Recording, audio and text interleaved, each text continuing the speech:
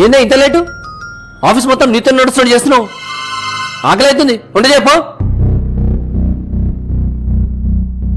ఏమైందే అట్లా చేస్తున్నావు?